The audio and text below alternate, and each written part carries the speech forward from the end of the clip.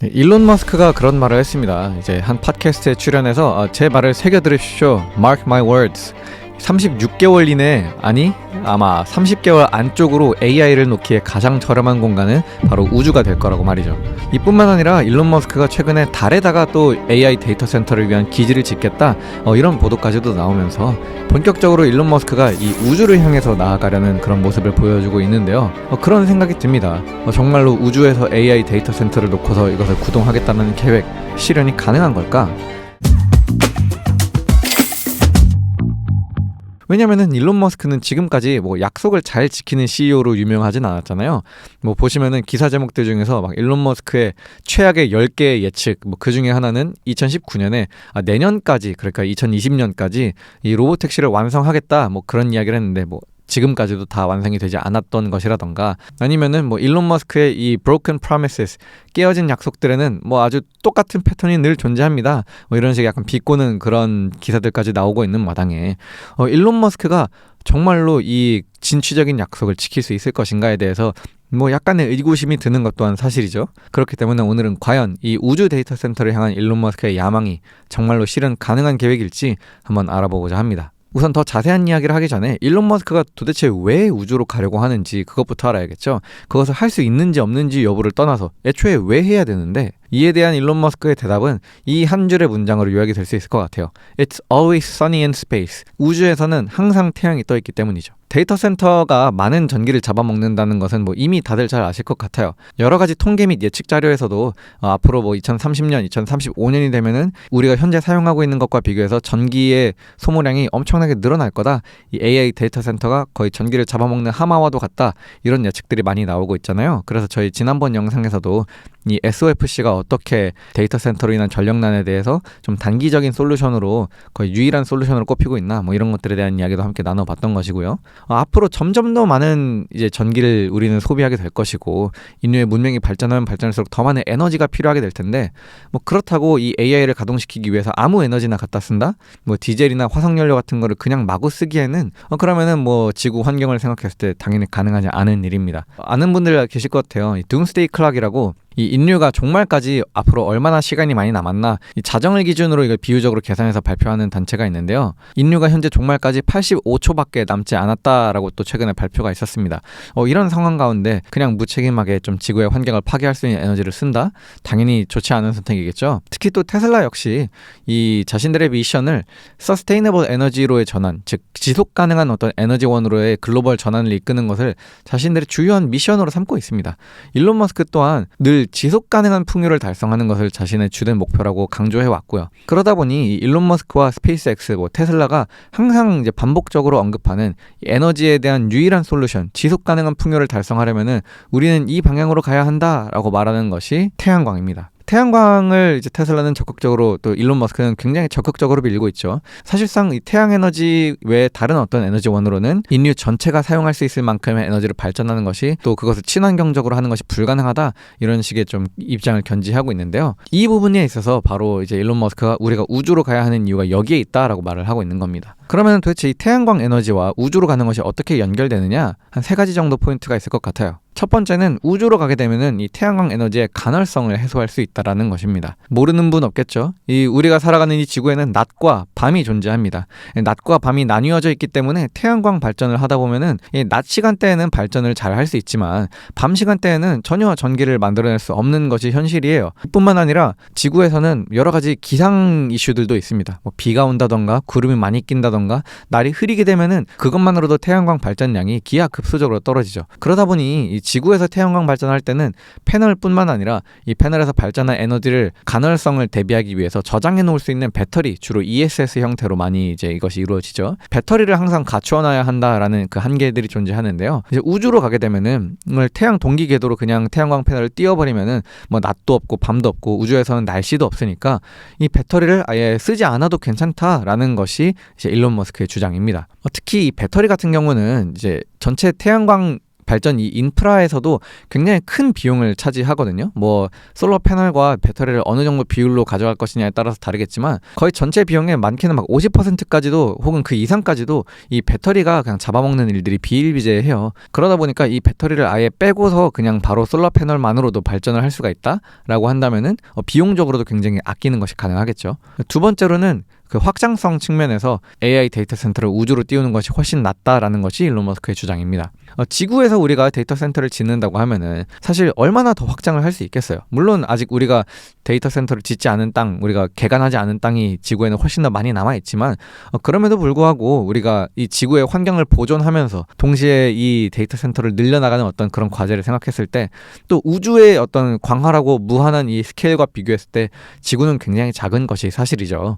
특히 일론 머스크가 항상 강조하는 이 카르다쇼프 척도 이것을 놓고서 생각해보면은 그 스케일이라는 측면에서는 뭐 사실 지구는 우주를 따라갈 수가 없습니다. 이 카르다쇼프 척도가 무엇이냐, 에너지를 어떻게 효율적으로 활용하느냐를 가지고서 이 문명의 단계를 나누어 놓은 그런 이제 하나의 프레임워크인데요. 이 행성에서 나오는 에너지를 다 활용하면은 그것은 1단계 문명, 뭐 항성, 그 행성이 속한 항성계에서 나오는 에너지를 다 활용한다면은 그것은 항성 문명, 은하에서 나오는 에너지를 다 활용한다면 은하 문명, 뭐 이런 식으로 나누어 놓은 것인데 현재 인류는 이 1단계도 달성을 하지 못했죠.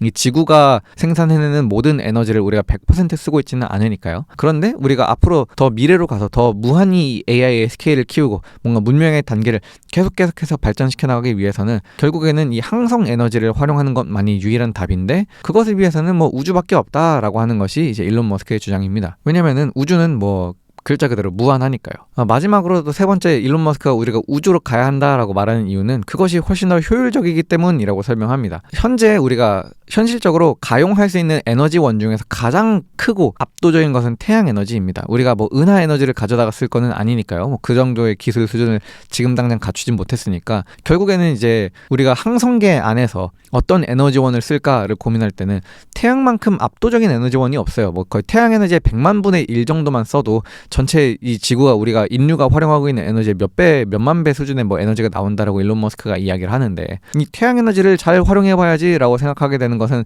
어떻게 보면 굉장히 당연한 그 어떤 논리적인 귀결이겠죠. 그런데 이 태양 에너지를 쓸 때 지구에서 이것을 가지고서 에너지를 만들려고 하면 무슨 문제가 생기느냐? 이 대기의 존재만으로도 발전 효율이 30%가량 저해가 되는 일이 생깁니다. 태양 복사 에너지가 우주를 뚫고 이렇게 올 때 우주에서는 어떤 뭐 간섭할 만한 그 에너지를 뭐 딱히 저해할 만한 요소가 거의 존재하지 않죠. 그러다 보니까 이 태양 에너지가 대기 진입점까지 도달할 때 도달하게 되는 이 태양 복사 에너지량은 거의 균일합니다. 제곱미터당 한 1360와트 정도가 되죠. 그런데 이것이 대기권에 진입을 해서 지표면까지 오는 이 짧은 거리 안에서만 해도 거의 그 복사 에너지가 굉장히 많이 줄어들어서 이 제곱미터당 1000와트 수준까지 떨어지게 됩니다. 이는 그 대기에 존재하는 공기 분자들이 빛의 산란과 반사 같은 것들을 만들어내면서 이 에너지 효율을 떨어뜨리기 때문에 그래요. 그러다 보니까 안 그래도 이 대기권을 뚫고 낮은 효율로 가져온 이 내려온 이 에너지를 우리가 활용하는데 거기다가 지구에 있기 때문에 이 태양광 발전의 간헐성까지 더해져? 야 이거 효율이 너무 안 좋은데? 라는 이제 결론으로 귀결이 되게 되는 것이죠. 그러다 보니 이제 일론 머스크는 이 태양 에너지를 얼마나 활용하고 있느냐라는 관점으로 우리가 이 모든 문제 해결을 바라보게 되면은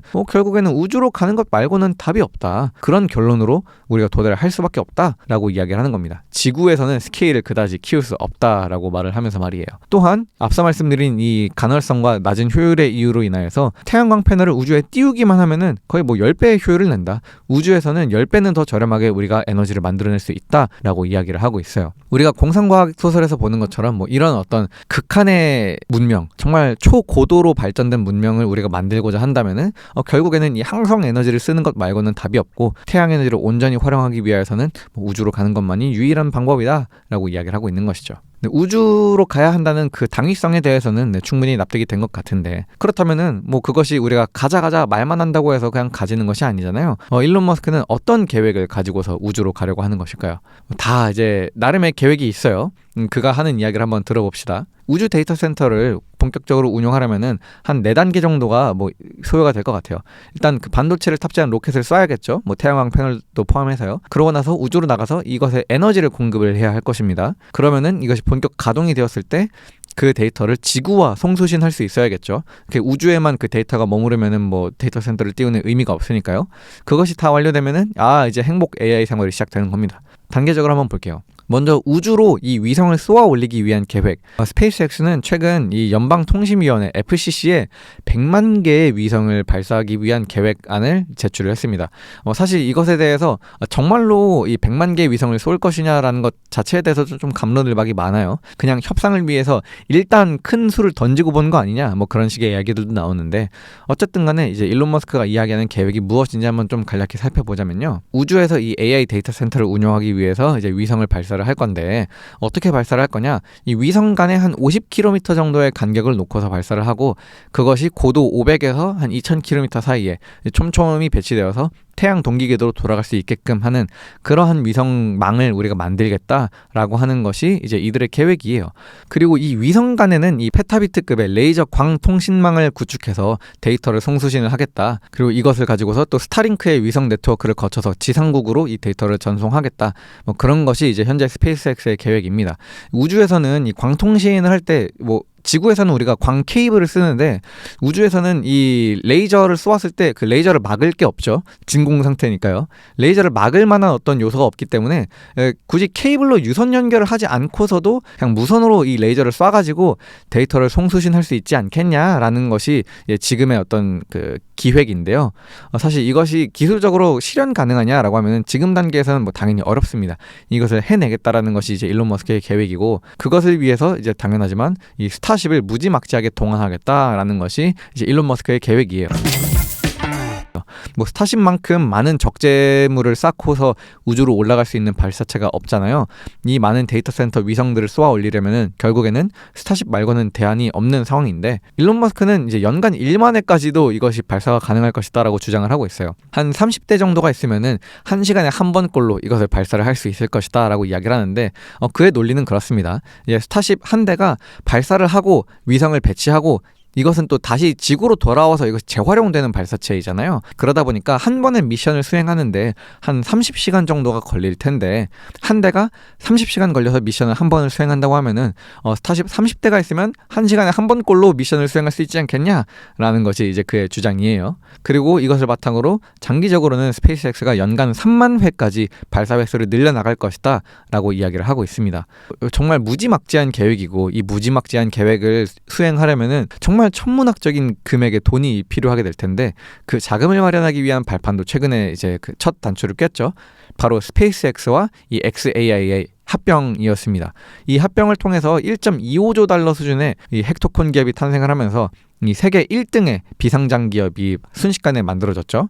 이것을 통해서 자금을 마련하겠다라는 그런 계획을 가지고 있는데, 구체적으로 한 3가지 정도의 유익이 있습니다. 여기에는 먼저는 스페이스X와 XAI가 합쳐졌기 때문에 이 우주 기술과 AI 기술을 가진 그 기업의 수직 계열화가 이루어진다라는 것이에요. 우주의 AI 데이터 센터를 띄우는 것은 스페이스X가 하고, 띄워져 있는 그 데이터 센터를 운용하는 것은 XAI의 전문 인력들이 하겠다라는 계획인 것이죠. 굉장히 효율적으로 그것을 수행하겠다라는 것이 그들의 목적이고, 또한 이것이 좀 상호 보완적인 재무 구조를 띱니다. 왜냐하면 스페이스X는 돈을 벌고 있는 기업이고 XAI는 돈을 쓰고 있는 기업이기 때문에 그래요. 스페이스X에서 벌어온 돈을 여기다가 태워가지고 우리가 좀 더 안정적인 재무 구조를 만들어 보겠다라는 것도 이제 하나의 방법이 될 수 있을 것이고요. 다만 이것은 좀 제한적이겠죠. 아무래도 규모가 좀 더 가장 메인이 되는 포인트는 이 3번째이지 않나 싶습니다. 최근에 일론 머스크가 스페이스X를 상장하겠다 뭐 이런 계획들을 많이 밝혔잖아요. 6월 중으로 뭐 IPO가 이루어질 수 있을 것이다, 그런 기대감도 많이 나오고 있는데, 이 IPO를 통해서 대규모의 신규 자금을 수혈하겠다라는 것이 가장 지금으로서는 재원을 마련하기 위한 가장 핵심 키로 보입니다. 이것이 이루어져야만이 이 우주 데이터 센터를 쏘아 올리기 위한 최소한의 자금이 마련된다, 뭐 이렇게도 볼 수 있을 것 같아요. 또 이런 가운데 일론 머스크가 최근에 밝힌 하나의 또 뭐랄까 사이드 프로젝트 같은 것이 있는데, 바로 달에다가 투석기를 짓겠다라는 내용입니다. 이게 뭐냐, 지난 2월 9일 일론 머스크가 자신의 X 게시글에다가 스페이스X는 이미 달에다가 도시를 짓는 계획을 세우고 있다. 우리가 장기적으로는 이 화성에 가는 것이 우리의 목표이긴 하지만 일단 그 중간 거점 같은 느낌으로 달에 가겠다, 이런 이야기를 했어요. 달에다가 공장도 짓고 여기서 이제 위성도 띄우는 그런 어떤 발사체도 여기서 쏘아 올리고 그런 것들을 하겠다는 계획인데 이런 계획을 세울 수 있는 이유는 한 두 가지 정도가 있습니다. 하나는 이 달의 토양 성분이 이 데이터 센터와 태양광 패널 같은 것들을 만들기에 굉장히 우호적이라는 데 있어요. 달의 토양은 20% 정도가 이 실리콘, 이 반도체의 원료죠. 규소로 이루어져 있고 뭐 철이나 알루미늄 같은 것들도 굉장히 풍부합니다. 그러다 보니까 달에 공장을 지을 수만 있고 거기에 어떤 뭐 로봇을 가져다 놓을 수만 있다면은 여기서 실리콘을 채굴해서 그냥 직접 반도체를 만드는 것도 뭐 아예 불가능한 일은 아니에요. 물론 그것을 위해서 이루어져야 할 단계들은 너무나도 많이 있겠지만요. 여기서 뭐 태양광 패널도 만들고 반도체도 만들고 데이터 센터도 조립을 해가지고 여기서 그럼 그 다음에 이 매스 드라이버, 이 전자기 투석기를 가지고서 그걸 쏘아 올리겠다 우주로. 그런 계획입니다. 달에는 대기가 없죠.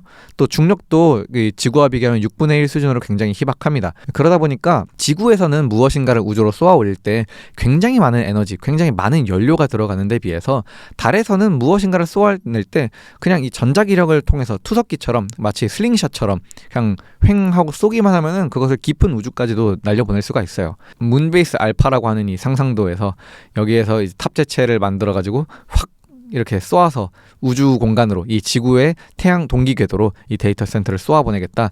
그렇게 하면은 이 지구에서는 이 데이터 센터를 쏘아보낼 때 너무 돈이 많이 들어가니까 그 쏘아보낼 수 있는 절대량에 좀 제한이 있는데 우주에서 하면은 우리가 이걸 페타바이트 단위로까지 이 데이터 센터를 확장할 수 있지 않겠느냐라는 것이 이제 일론 머스크의 계획이에요. 이 모든 거를 이제 36개월 이내에 하겠다라고 말을 하고 있는 겁니다. 정말로 이게 가능할까요? 사실 36개월이라는 시간표는 당연히 불가능할 것으로 생각이 돼요. 병목이 지금 당장 그냥 단순히 앉은 자리에서 떠올릴 수 있는 것만 해도 너무나도 많이 있습니다. 일론 머스크는 항상 아까도 처음에 말씀드렸지만 이 지각 대장으로도 유명하잖아요. 자신이 말한 그 목표를 향해서 항상 나아가기는 하지만 그 목표를 자신이 말한 시간표 안에 지킨 적은 사실 거의 없거든요. 그렇기 때문에 36개월이라는 시간은 당연히 불가능할 것으로 생각이 돼요. 뭐 에너지에서도 병목이 생길 것이고 또 우주로 가려면 반도체를 만들어야 되는데 일론 머스크는 막 1년에 100기가와트 수준으로 계속해서 데이터 센터를 확장할 수 있을 것이다 이런 이야기를 하는데 사실 그 정도 수준으로 그 속도로 반도체를 찍어내는 것만으로도 사실 굉장히 지금 쉽지 않은 일이거든요. 태양광 패널도 생산을 해야 되죠. 그런 것들처럼 이 병목이 생길 수 있는 구간이 너무 많기 때문에 이 생산 캐파적인 측면에 있어서 36개월이라는 시간은 좀 현실적으로 좀 무리가 있을 것으로 생각이 되지만 그럼에도 좀 장기적인 시계열 안에서 그럼 이것이 언젠가는 달성할 것이냐라고 물어보았을 때 좀 넘어야 할 몇 가지 산에 대해서 한번 이야기해보자 합니다. 첫 번째 가장 0번 문제, 이 제일 시급하게 해결해야 되는 것은 아무래도 이 비용 문제예요. 현 시점에서 우주로 데이터 센터를 보내는 것은 그 같은 규모의 데이터 센터를 지구에서 짓는 것과 비교했을 때 거의 3배의 돈이 들어갑니다. 이제 1기가와트 규모의 데이터 센터를 짓는 것을 가정했을 때 우주로 그것을 쏘아 올리려면은 한 511억 달러 정도가 필요한데요. 지구에서는 한 160억 달러 정도면 그것을 달성할 수 있단 말이죠. 160억 달러도 작은 건 아니지만 우주와 비교하면 거의 3배 차이가 나는 것이죠. 우주로 쏘아 올리는 비용과 이제 비교하면은 뭐 거의 2.5배 막 이렇게 3배 가까이 차이가 나는 것이죠. 이 비용에서 가장 큰 비중을 차지하는 것은 뭐 역시나 이 발사를 하는 비용입니다. 이 발사하는 비용을 지금 킬로그램당 500불 정도 수준으로 사실 스타쉽 비용보다 더 저렴한 비용으로 책정을 해서 이것을 계산을 했음에도 불구하고 지구에서 데이터 센터를 짓는 것보다 훨씬 더 비싼 가격이 이제 계산값이 나오게 되는 것을 아실 수가 있는데요. 이 비용을 좀 획기적으로 줄이지 못하는 이상 사실 우주 데이터 센터라는 것은 뭐 거의 불가능합니다. 이 비용을 줄이기 위해서 아까 일론 머스크도 뭐 달에서 그래서 발사를 하겠다 이런 이야기들을 하고 있는 것이죠. 두 번째로는 이 냉각에 대한 문제가 있습니다. 발전소를 운영을 하고 또 데이터 센터를 운영하다 보면 굉장히 많은 열이 발생하죠. 그 열을 관리를 제대로 하지 못하면은 데이터 센터의 효율이 굉장히 저해되고 심각하면은 그것이 인프라 고장으로까지 이어질 수 있습니다. 그러다 보니까 반드시 이 열 관리를 해결을 해내야만 이 우주 데이터 센터가 가능해요. 그럼 우주는 거의 절대 0도에 가깝지 않냐? 우주는 엄청나게 추운데 도대체 왜 냉각이 이슈가 되느냐라는 궁금증이 생기실 수 있을 것 같아요. 그것은 이 열이 어떻게 움직이느냐에 대해서 알아보면 쉽게 이해하실 수 있는데요. 열이 높은 곳에서 낮은 곳으로 이동하는 방법은 딱 3가지밖에 없습니다. 하나는 우리가 가장 익히 알고 있는 이 대류가 있어요. 물이나 공기 같은 어떤 유체가 움직여서 열을 이제 이동시키는 것이죠. 우리 잘 아는 것처럼 뜨거운 물은 위로 올라가려고 하고 차가운 물은 아래로 내려가려고 하고 공기도 마찬가지고 그런 식의 방식으로 이것이 계속해서 움직이는 성질이 있으니까 이런 매개체가 있을 때는 그 유체를 통해서 열이 이제 이동을 합니다. 혹은 이제 두 번째로는 전도를 통해서 열이 이동을 해요. 열전도. 우리가 냄비를 막 끓이면은 손잡이가 뜨거워지는 뭐 요즘은 기술이 좋아져서 다 이것을 막고 있지만 옛날 냄비들은 그랬죠. 그래서 막 뜨거 하면서 이제 막 손잡이 장갑 끼고 잡아야 됐던 그런 시절이 있잖아요. 이런 식으로 열이 어떤 그 고체 매개체를 통해서 타고 이동하는 방식이 있고 마지막으로는 이제 복사가 있습니다. 이게 좀 그림이 이렇게 보면은 마치 우리가 불가에서 손을 쬐을 때 거기서 느끼는 따뜻함이 복사열인 것처럼 묘사가 되어 있는데 사실 우리가 불가에 손을 대고 쬐을 때는 그 대류로 인한 열을 더 많이 느끼죠. 아무튼 복사에 의한 열, 이것이 어떤 매질을 통하지 않고서 그냥 직접적으로 그 빛에서 나오는 그 빛 자체의 형태로 어떤 적외선이나 이런 것들로 열이 방출되는 그런 형태가 있습니다. 이 중에서 이제 우주는 진공 상태이기 때문에 대류도 불가능하고요, 전도도 불가능해요. 오직 복사만을 통해서 열을 배출을 해야 한다라는 겁니다. 그리고 복사는 대류에 비해서 특히 이 열을 내보내는 그 효율이 너무나도 느리고 굉장히 비효율적이에요. 우리 보온병을 생각해 보시면은 잘 아실 거예요.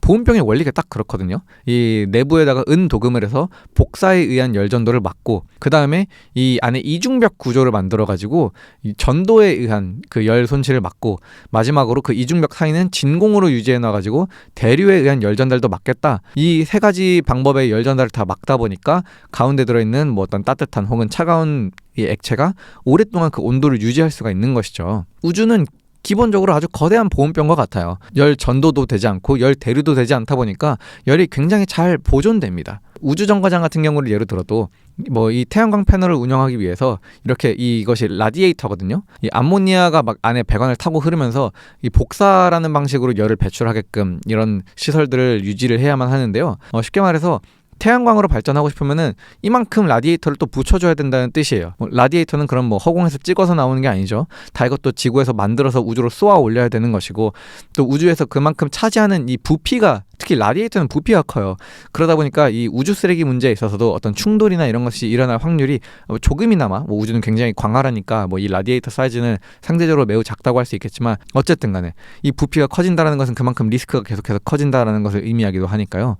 그런 부분들이 좀 문제가 될 수 있습니다. 두 번째로는 방금 말씀드렸던 이 우주 쓰레기 문제가 있어요. 지금 보시는 이 사진은 이 텍사스 대학교에서 제공하는 자료인데 여기 가운데 약간 자세히 보시면은 뭔가 원형의 뭔가가 보이실 거예요. 이게 지구입니다. 그리고 여기 찍혀있는 점들은 이 지구 주위를 둘러싸고 있는 각종 인공위성 혹은 뭐 어떤 로켓의 몸체, 여러 잔해물 이런 것들을 이제 점으로 표시를 해놓은 것이에요. 보기만 해도 벌써 막 어지러워지죠. 근데 여기에다가 이 100만 개의 위성을 더 띄운다? 정말로 이거를 막 피해서 요리조리 이제 위성을 띄운다는 것이 마냥 쉬운 일만은 아닐 겁니다. 마지막으로는 또 유지보수의 문제가 있습니다. 일론 머스크는 이 우주 데이터 센터가 고장이 나면 어떡하냐 뭐 이런 것들에 대해서 요즘 나오는 GPU들 굉장히 초기 검수 구간만 지나면은 안정적으로 운영이 된다. 나는 고장 가능성에 대해서는 크게 우려하지 않는다. 뭐 이런 식으로 이야기를 했는데 사실 이거는 전혀 대답이 되지 않죠. 그냥 고장이 안 난다고 하면 장땡이냐? 당연히 그러지 않습니다. 고장은 왜냐하면 날 거니까요. 가장 대표적으로 뭐 실제로 이런 태양광 패널들 같은 것들이 쏘아 올릴 때는 문제가 없다가 우주에 올라가면 이걸 펼쳐야 되잖아요. 펼치는 과정에서 이런 식으로 막 전지판이 찢어지고 이런 일들이 실제로 벌어지는 것이 이제 우주 환경입니다. 그래서 이것을 그럼 어떻게 해야 되냐? 사람 보내서 고쳐야 돼요. 이거를 붙여줘야 됩니다. 실제로 이게 그 국제 우주정거장에 전력 공급하는 이 태양광 패널이 손상됐을 때 그걸 고치러 갔던 그 미션을 수행한 사진인데요. 이 자그마한 이 찢어진 것을 고치기 위해서 자그마치 7시간 19분이 걸렸다고 해요. 그리고 이게 딱 보기에도 뭐 안전한 수리 작업은 아니죠. 뭐 하나 잘못되는 순간 그냥 이 우주 비행사는 골로 가는 겁니다. 이런 상황에서 100만 개나 되는 데이터 센터를 우주로 쏘아 올렸을 때 개중에 틀림없이 고장이 나고 말펑션하는 애들이 생길 텐데 그것을 어떻게 대처할 거냐. 사람을 보내서 고친다는 건 당연히 불가능하겠죠. 그럼 그걸 버려야 되죠. 버리게 되면 어떡하냐? 우주 쓰레기가 됩니다. 그러면은 뭐 앞서 말씀드린 그 이슈들이 반복적으로 또 발목을 잡게 되는 거예요. 그러다 보니까 이것이 현실적으로 좀 가능하게 되려면 너무 많은 과제들이 해소되어야 하는 것 아니냐. 아니냐 그런 우려들이 나오고 있는 거예요. 지구에서 데이터 센터를 확장하는 것이 너무 어렵다. 뭐 에너지 문제도 있고 환경 문제도 있고 이게 어려우니까 우주로 가야겠다라는 어떤 대안을 제시를 한 것인데 이걸 우주로 가려고 보니까 우주로 가는 건 지금 더 많은 과제를 해결해야 되는데 더 힘든 것 같은데 이제 이런 우려들이 나오고 있는 거죠. 또한 번외로 이 일론 머스크가 달에 가려고 하는 것 또한 좀 다른 속셈이 있는 것 아니냐 뭐 이런 이야기들도 나오고 있어요. 왜냐면은 당장 작년 초 이제 2015년 1월까지만 해도 우리는 그냥 바로 화성으로 갈 거다. 달은 그냥 이 distraction, 우리 시선을 분산시키는 것, 우리의 목표를 분산시키는 것에 불과하다. 달에 안 갈 거라고 이야기를 했었는데 갑자기 1년 사이에 우리 이제 달에 갈 거예요 라고 말을 바꾼 거거든요. 말을 바꾼 이유가 좀 이 백악관의 정책 기조랑 맞닿아 있는 거 아니야? 뭐 이런 이야기들이 나옵니다. 트럼프 대통령이 행정명령을 내려서 이 자신의 임기 내에 다시 우리가 달에 갈 거다 이런 이야기를 하고 미국의 우주 패권을 다시 우리가 확보할 거다 이런 얘기를 이제 작년 말에 했었거든요. 그러다 보니까 스페이스X가 여기에 참여하면서 좀 정부 지원금도 낭낭하게 타고 또 이 달 기지라는 굉장히 좀 환상적인 그런 이야기를 하면서 이 스페이스X의 상장 전에 이 밸류를 좀 뻥튀기 하기 위한 내러티브를 그냥 쌓기 위한 수단인 거 아니야? 의심들도 나오고 있는 것이죠. 상황이 이렇다 보니까 이 우주 데이터 센터 계획에 대해서 다른 업계 관계자들도 역시 이것이 단기간에는 좀 어려울 것이다라는 회의적인 입장을 표명하고 있습니다. 엔비디아의 젠슨 황 역시 당분간은 꿈 같은 이야기다라는 말로서 일축을 했었고 샘 알트만 역시 한 인터뷰에서 향후 2, 3년 내에 이것이 정말 유의미한 컴퓨팅 재원이 될 거냐라는 거에 대해서 아니다. 5년은 10년은 그냥 일론에게 행운을 빈다고 말하고 싶다. 이런 식으로 좀 회의적인 입장을 내비쳤었거든요. 단기적으로 정말로 일론 머스크가 말하는 이 우주 데이터 센터 시대가 열릴 것이냐라는 것에 대해서는 정말 넘어야 할 산이 많다라는 정도로 결론을 내려볼 수 있을 것 같습니다. 그렇다면은 이 일론 머스크의 계획이 그럼 마냥 허구인가? 이거 아예 되지도 않을 이야기만 하고 있는 것이냐? 그렇다고 보기도 좀 어려운 것 같아요. 사실 일론 머스크의 이 계획을 일론 머스크만 가지고 있는 것은 아닙니다. 구글도 역시 이 프로젝트 선캐쳐라고 하는 이름 하에 이 우주 데이터 센터를 운용하기 위한 계획을 가지고 있고요. 엔비디아도 역시 이 스타클라우드라고 하는 이 스타트업과 협업을 하면서 이 엔비디아 칩이 탑재된 데이터 센터를 우주에 띄우는 그러한 사업들을 벌이고 있습니다. 왜냐면은 앞서 말씀드린 것처럼 결국 스케일을 극한까지 키우기 위해서는 지구에서는 그것이 가능하지 않기 때문에 그래요. 우리가 앞으로 정말 이 AGI, 정말 인간의 능력을 뛰어넘는 초월적인 어떤 AI 시대가 열리고 거기서 되게 무한대에 가깝게 발전한 어떤 문명의 이기를 누리고자 한다면은 지구에서는 그것이 좀 제한적일 수밖에 없는 것이 사실이죠. 그런 맥락에서 정말로 이것이 앞 3년, 4년, 5년 안에 이루어질 것이다 라고 단언하기까지는 어렵겠지만 언젠가는 인류가 결국에 나아가야 할 방향이 우주인 것 또한 부정하기는 어려운 것 같아요. 마지막으로 이제 우리가 또 투자자 입장에서 일론의 꿈에 나도 함께 동참을 하고 싶다. 나는 일론이 말하는 이 비전에 굉장히 좀 매료가 되어서 그 일환에 나도 함께 참여를 하고 싶다라고 생각하시는 분들이 계시다면은 몇 가지 좀 투자의 방법들도 한번 간략히 소개하고 마무리해볼까 합니다. 우선 간접 투자를 할 수 있는 방법, 국내에서 2가지 정도 기업이 있어요. 미래에셋증권과 미래에셋 벤처 투자가 있습니다. 이 박현주 회장님, 이 미래에셋 그룹의 회장님이신데요. 이분이 특징이 뭐냐, 야수의 심장이세요. 굉장히 일찍이부터 이 스페이스X에 투자를 해오신 분이거든요. 이 미래에셋이 참여한 이 미래에셋 프로젝트 마일스 펀드 이런 것들이 이제 있거든요. 이것을 통해서 이 미래에셋 증권, 미래에셋 캐피탈, 미래에셋 벤처 투자, 해외 계열사들까지 함께 좀 짬뽕 돼가지고 이 스페이스X에다가 많은 금액을 이제 투자를 이미 해놓으신 상태예요. 특히 이 펀드에 있어서 최대 출자자는 미래에셋 증권이거든요. 그러다 보니 어떤 스페이스X와 관련해서 호재가 나온다 하면은 이 미래에셋의 증권 역시 함께 동반해서 상승하는 그런 모양새를 보여줍니다. 그 스페이스X의 지분 가치가 상승한 것만큼 미래에셋 증권 역시 그것이 IPO가 이루어졌을 때 좀 그 수익을 현실화할 수 있을 것이라는 기대감이 있기 때문이죠. 미래에셋 벤처 투자 같은 경우에는 구체적으로 어느 정도의 지분을 가지고 있는지가 좀 불명확한 것으로 알고 있어요. 그래서 좀 더 간접 투자라는 측면에 있어서 확실한 간접 투자의 비클은 이 미래에셋 증권이 될 수 있겠다라는 정도를 이야기해 볼 것 같고, 스페이스X에 직접 투자를 할 수 있는 길도 꽤 최근에 열렸습니다. 이 론 바론이라는 분 아시는 분들도 계실 거예요. 이분 펀드 매니저가 직업이신데 특징이 뭐냐, 일론 머스크를 세계에서 제일 좋아하는 분입니다. 테슬라가 아주 저렴할 때 미리 알아보고 투자를 하신 분이에요. 테슬라 평당가 $18에 정말 무지막지한 사나이입니다. 이분이 올해 새로 출시한 ETF가 있는데요. 이 바론 퍼스트 프린시플이라고 하는 이 티커로는 론비라는 이 티커의 ETF가 있어요. 이 ETF의 구성 종목 홀딩스가 무엇이 있느냐? 일단 테슬라가 있고요. 스페이스X가 있습니다. 스페이스X의 비중이 작지 않아요. 테슬라와 또 이 스페이스X의 비중이 가장 크다 보니까 이 ETF 벌써부터 별명 일론 머스크 ETF라는 막 별명이 붙어서 빠르게 자금을 끌어모으고 있는데요. 사실 일반적으로 이 ETF는 이런 스페이스X 같은 비상장 주식을 담을 수가 없게 되어 있거든요. 왜냐하면 이 비유동성 자산을 담게 되면은 사람들이 ETF를 계속해서 많이 매수하면은 많이 매수한 그 자금만큼 그것을 가지고서 이 자산을 또 추가로 매입을 해야 되는데 유동적이지 않은 자산 같은 경우에는 그 추가 매입이 어렵다 보니까 ETF에서 이런 것들을 막 함부로 담는 것이 규제가 되어 있는데 론 바론이 어떤 선택을 했느냐 그냥 이거를 유동자산으로 보기로 해버렸습니다. 좀 웃겨요. 바론 캐피털이 스페이스X 주식은 이 그냥 장외 거래 뭐 세컨더리 마켓 같은 데서 굉장히 활발하게 거래가 된다. 우리가 ETF에 자금이 계속 유입되면은 어렵지 않게 스페이스X 주식을 계속 살 수 있어. 그러니까 이거는 유동자산이야 라는 논리로 이 스페이스X 비상장 기업의 주식을 이 ETF에 상장되어 있는 ETF에 이 보유 종목으로 담아버렸는데요. 뭐 당연히 좀 리스크가 있는 선택이긴 하죠. 뭐 매수세가 뭐 실제로 그것이 이루어질지 모르겠지만 막 매수세가 무지막지하게 몰려가지고 감당할 수 없는 수준으로 스페이스X의 주식을 사야 하는 그런 상황이 벌어지게 되면은 뭐 이 비율을 조정할 수밖에는 없을 것 같아요. 뭐 그렇지만 어쨌든 간에 지금으로서는 이 일반 투자자도 ETF라는 이 비이클을 통해서 스페이스X에 직접 투자할 수 있는 시대도 열리게 됐다. 라는 것을 말씀드리고 싶어요. 상장한 지 정말 얼마 안 됐어요. 이제 올해 상장했기 때문에 뭐 아직까지는 그 퍼포먼스가 좋지 않은데 앞으로 스페이스X의 이 퍼포먼스가 좋을 것이라고 생각하시는 분들 또 테슬라와 이 일론 머스크 제국이 좋은 성과를 나타낼 거라고 믿는 분들이라면은 뭐 이것도 한번 고려해 보실 만한 그런 투자의 비이클이 아닌가 생각을 해봅니다. 네, 일론 머스크 정말 우주를 넘어서 그 이상으로까지 정말 넓은 비전을 향해서 달려가고 있습니다. 이것이 정말 실현이 될 수 있을 것이냐에 대해서는 뭐 비웃는 사람들도 많고 조롱하는 사람들도 많고 단기적으로는 실제로 또 어려워 보이는 것도 사실이긴 합니다만 그럼에도 그가 제시하는 그 비전만큼은 정말 매력적인 것 같아요. 일론 머스크의 꿈대로 정말 이 우주 시대 우주의 에너지를 우리가 끌어다가 쓰는 시대가 앞으로 열리게 될지 그것이 우리가 죽기 전에 펼쳐지게 될지 지켜보는 것 또한 굉장히 재밌는 포인트가 될 것 같습니다.